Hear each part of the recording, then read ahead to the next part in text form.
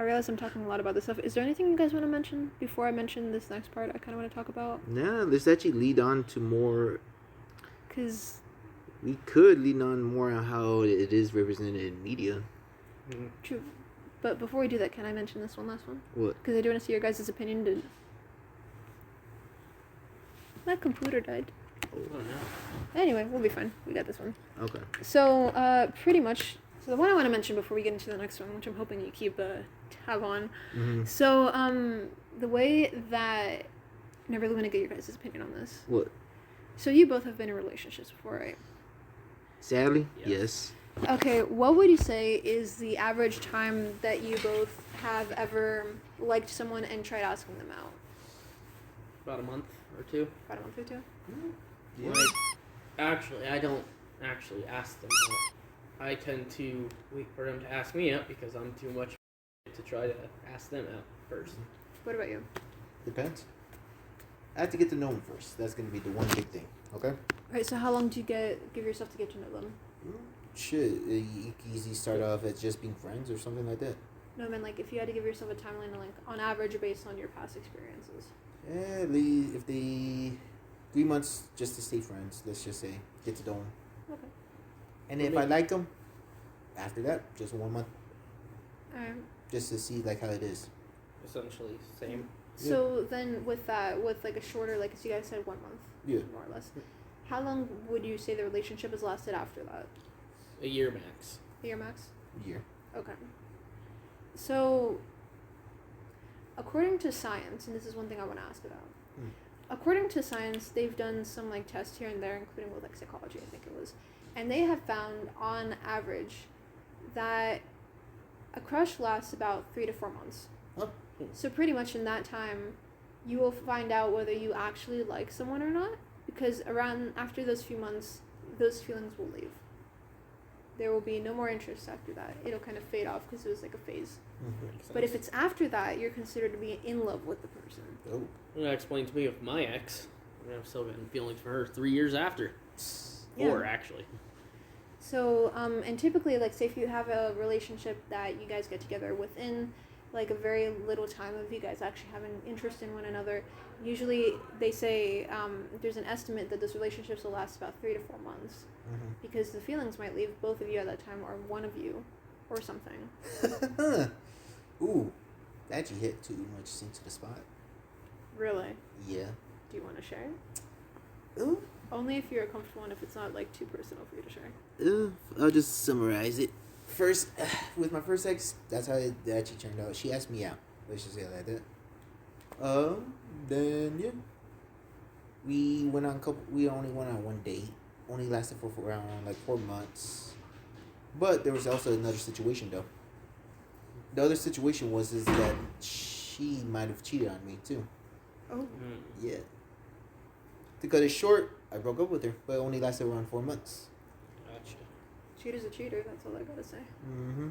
So is this your dead ex, or is this a different ex? Different one. This one's ex number 1. So which one's dead ex? 3. 3? Jesus. Wait, I shouldn't be saying anything. I've had 7. Yeah.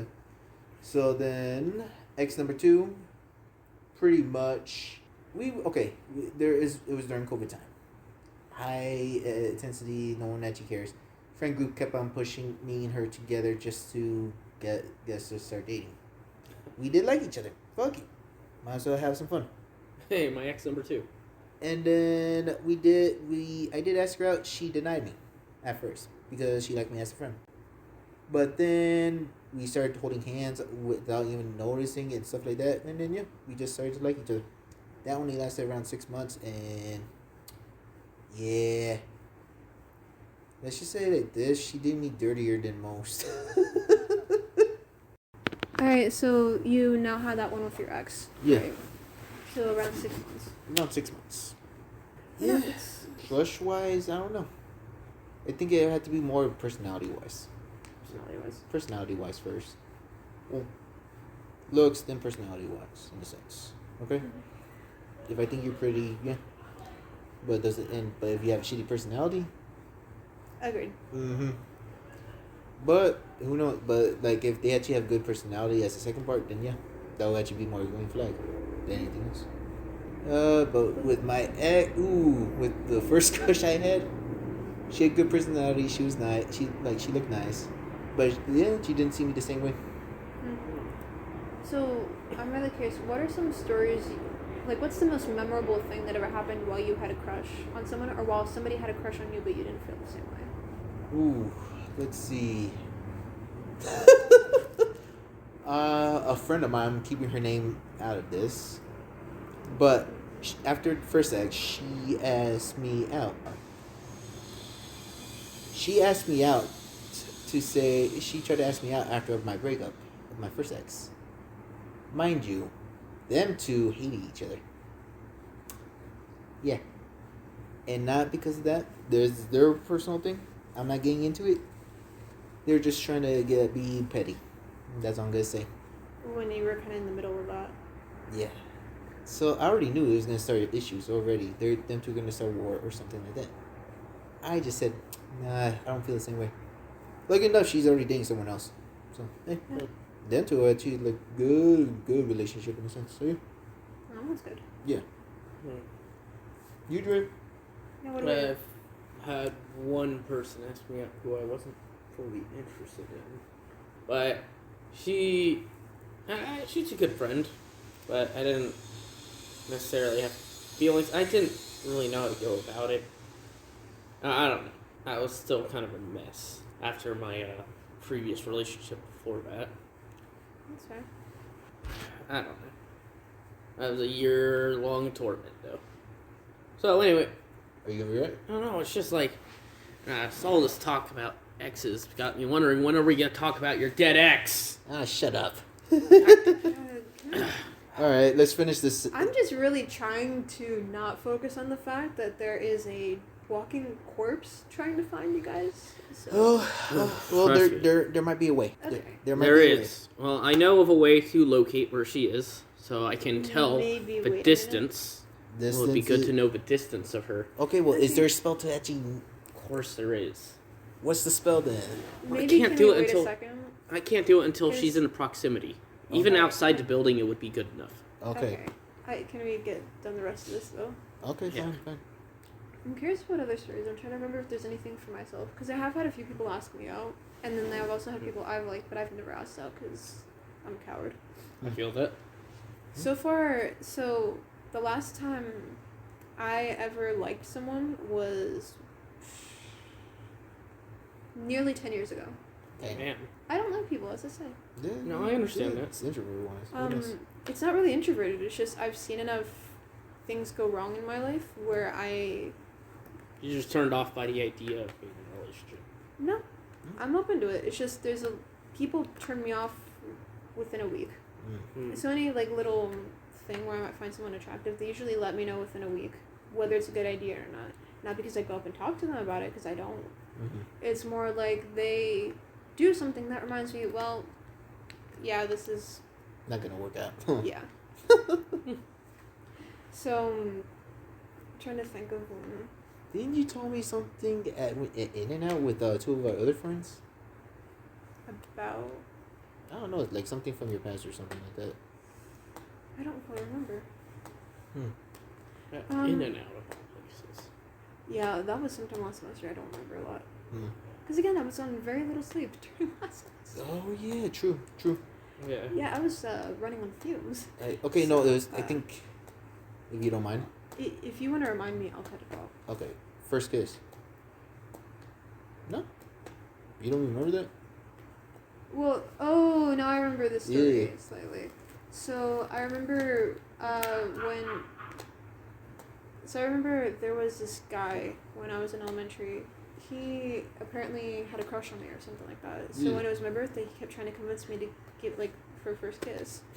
And because I was very embarrassed at the time and not interested really, I kept having to switch locations the entire time. So it never happened. And finally, more people started coming by. Yeah. So it wasn't a topic we could get back to. Yeah. But yeah, that was one. And then I remember the majority of other confessions I've ever had were mainly over the phone. I had one person say, "Oh yeah, I used to." And I'm like, "Great, it's fine." Then there was another one that would constantly hint at it. One person asked me out on a date over text after we hung out, and this is right as the pandemic was starting. Mm-hmm. And then there's another one I got over a phone call. Damn. Which was really weird because the place I was living at the time, the walls were very thin. Ooh. So I couldn't exactly reply. I don't remember in too much context without somebody knowing. And that's not a conversation I wanted to have at the time. Yeah. Or let cheese. Gosh, because I remember the last time I told my folks that I like someone, for example. I hated their reaction, so I vowed ever since I'm not going to tell them anything. Understandable. Mm-hmm. Because you know the look that they give you. If you Depends. mention anything about it. It depends. It's opposite in the Latino community. I'm half. If somebody's True. saying that they used to have a crush on you, it's either like the ooh or the oh damn. Sorry. You know what I mean? Have you ever told your folks when you had a crush on someone? Or when you were dating someone? Sometimes. You Not know- often. But you know the look that they give you. That more worried look, proud look. It's a sickening look for me. I don't like it. It depends because you're talking to someone who got roasted by his siblings about it. Yep, that's fair. Yeah. Oh my god. As for myself, what is a story I have? Because as I said, usually, like, if there's anything I think that I start liking anyone, usually they prove it to me within a week. Yeah. I don't think I've really had anything longer than that. Yeah. Yeah, because pretty much I have to get to know the person. And it's not like I have a huge checklist of things that they need to get done. Mm-hmm. It's mostly like... The basic comment. Yeah, it's like the basic. It's their respect, making sure they're not sexist, making sure they're not making any, violation jokes. Yeah. Yeah. Nothing with an ism at the end of it. But also, like, there's just some other stuff, like spatial awareness, things like that.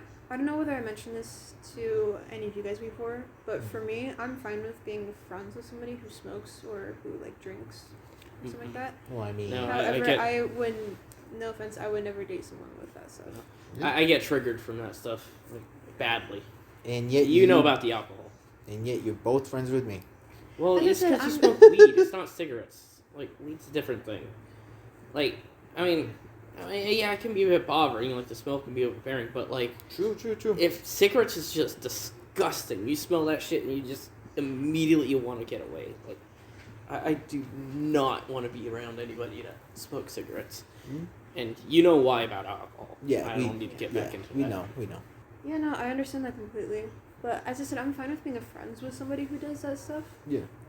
I'm just not willing to be in a relationship with them because that's a whole other thing to deal with. It's too much of a hassle. Plus, I mean, I've already kind of seen stuff like that in my life and know what happens. Mm-hmm. And that's not exactly I don't want to be that person, if that makes any sense. Yeah. You're trying to stay away from the situation. Yeah. Not be a part of it. Yeah. Because it's also, like, what else? Another thing, too. Like, if someone who drinks a lot, for example, and they go on benders often, Oh, yeah. that's its whole other, like, mountain to climb. Ooh. Yeah. Know that from my past experiences. Not from mine, like, because we actually do that. Casual drink? Yes. I can easily say that. But benders? Ooh. Like, good size of my family? I mean, I've met a few people who've done benders, and, like, the way that they talk about them after, and I'm like,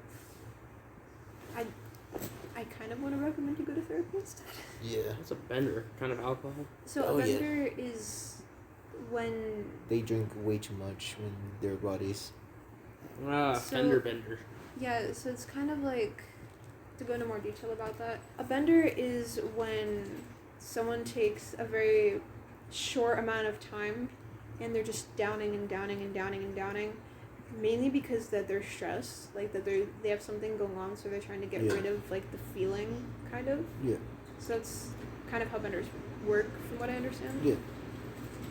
And if someone does that very often, it's kind of concerning. Oh, yeah. At least. And that's another thing too, like, I feel like if you're dating someone and who's constantly going on that, like, how do you properly help them, but also how do you know if, like, what you're doing is not possibly attributing to that already? Depends. What's causing them stress? That's gonna be the one biggest thing. Also, you are getting a little quiet. It all depends on what causes them stress in a sense. Yeah. So, one of the biggest things is usually financial reasons, money, Yeah. of all things too. Other things, relationship, compatibility, other stuff like that. I feel like at that point you need to have like a lot like good Mhm. going into like green flags and red flags. I think you need to be able to have good communication. Oh yeah. Because there's some people who are very like Quiet as hell. Yeah, like I'm not gonna talk about this stuff. I'm not gonna bring it up. Yeah. You know, I'm not gonna give this other person a chance. I need them to read my mind. That's not how it works. You need to communicate, and even if it's just you thinking that you've done something wrong, you need to go up and be like, "Hey, I notice you're acting different. Is this something I did? Is something stressing you? Can we talk about this?" Because that also lets them know that you care about what they're doing. Yeah. You know. I always check in on people when I can. But sometimes I'm just a little afraid to do so. But sometimes it's also a little bit different in some cases as well. Like, it's also built on trust. Other times, most often than not, especially compared like with men and women. Some women get trusted too easily. With men, it's also time like for it to build up a trust as well. That's why we don't like for men we don't talk about it as much. I mean, being a woman, it's hard to build up trust anyway with people. True. The thing is that you need to be able to establish that communication ahead of time. Mm-hmm. And again, speaking directly in binaries, I think it's mainly caused due to gender expectations throughout the years. Oh yeah. Because again, just speaking in binaries, like men are expected to be this very stoic. They're supposed to be the rock. Mm-hmm. Meanwhile, the women are supposed to be considered overdramatic, which is a bunch of shit in my opinion. Honestly enough, yeah. I think everybody should have the ability to, like, Be chill. express themselves and be able to have that communication. Mm-hmm.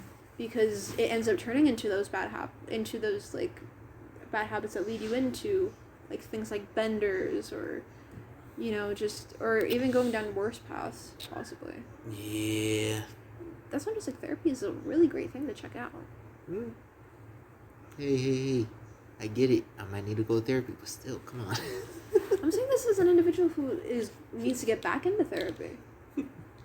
Yeah, no, they'll help you kind of realize like where this like limitation is coming from, because that trust is built on communication. It's built on the experiences you have together and also the understanding of the situation. Yeah.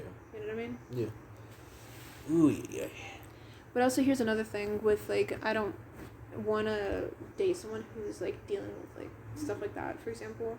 Like someone who drinks or smokes or whatever, because like there are some people who only turn into good people when they drink or they smoke, or otherwise. Yeah, I don't get that part, if I'm being honest. I think all people that drink and smoke, when you drink, I feel like a lot of time people just become worse people.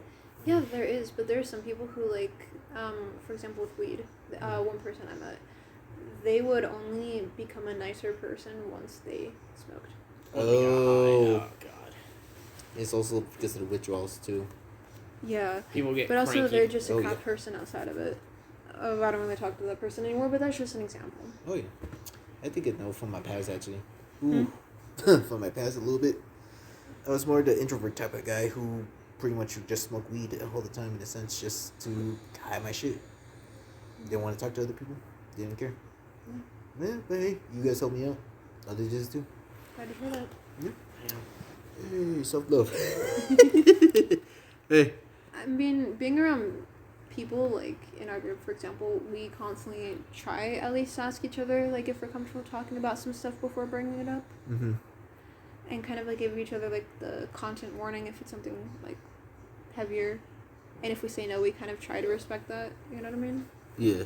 Which I think is what helps build up that confidence, because it seems like somebody actually gives a shit of, like, how we feel, our opinions and stuff, which is really hard to find. Oh, yeah. Experience.